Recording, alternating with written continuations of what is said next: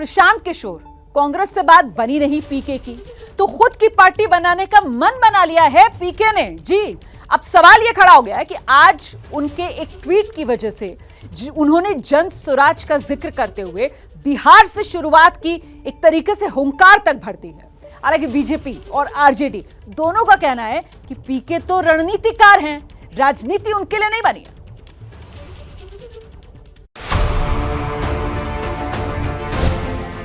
सुबह 9:29 पर प्रशांत किशोर ने ये ट्वीट किया तो राजनीतिक गलियारों में चर्चा होने लगी कि क्या पीके नई पार्टी बनाने वाले हैं। प्रशांत किशोर ने ट्वीट के आखिरी लाइन में जन स्वराज और फिर बिहार से शुरुआत जैसे शब्द हिंदी में लिखे, बाकी उनका ट्वीट पूरा अंग्रेजी में है।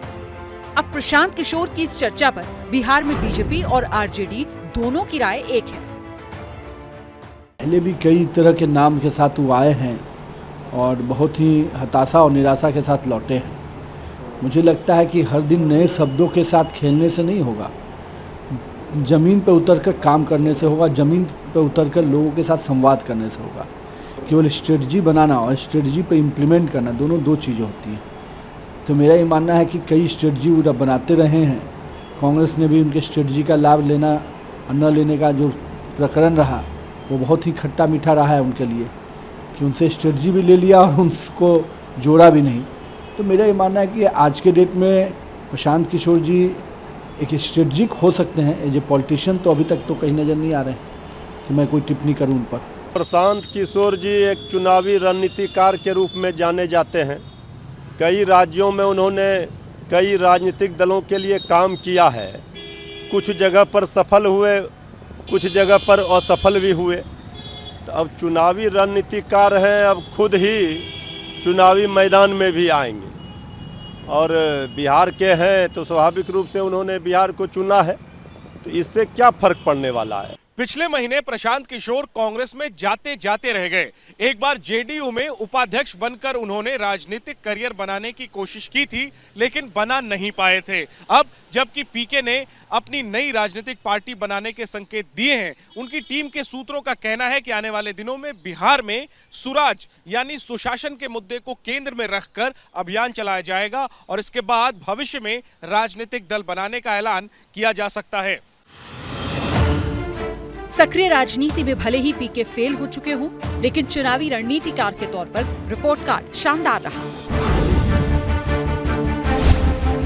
2014 लोकसभा चुनाव में पास, 2015 बिहार विधानसभा चुनाव में पास, 2017 पंजाब चुनाव में पास, 2018 तेलंगाना चुनाव में पास, 2019 आंध्र चुनाव में पास, 2020 दिल्ली चुनाव में पास, 2021 बंगाल चुनाव में पास, 2021 में ही तमिलनाडु चुनाव में भी पास। एक बार 2017 की यूपी विधानसभा चुनाव में प्रशांत किशोर की रणनीति फेल हो गई थी। अब अगर पार्टी बनाकर राजनीति में आते हैं तो नीतीश कुमार के साथ उनकी क्या केमिस्ट्री होगी, ये भी देखने वाली बात होगी। और आइए सीधे आपको लेकर चलते हैं। मेरे सहयोगी प्रकाश कुमार इस वक्त हमारे साथ मौजूद हैं। प्रकाश, सवाल ये कि अगर राजनीति के रण में पीके आएंगे और जिस तरीके से वो खुद दावा कर रहे हैं कि बिहार से शुरुआत होगी, तो फिर बिहार के राजनीतिक समीकरण किस तरीके से बदलेंगे पीके की राजनीतिक एंट्री से?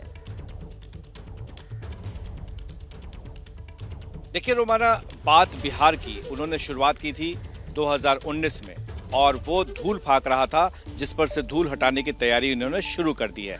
जहां तक नीतीश कुमार की बात है, आपको याद होगा कि पिछले दिनों दिल्ली में नीतीश कुमार की मुलाकात पीके से हुई थी।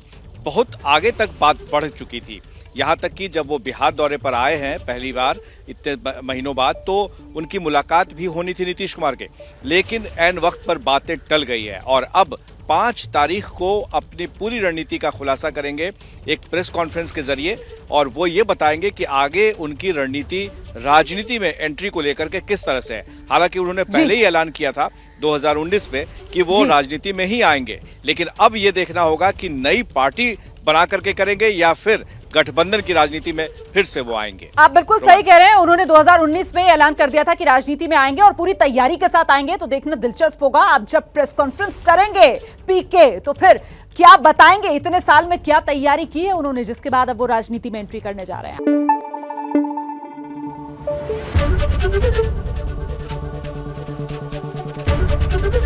एबीपी न्यूज आपको रखे आगे।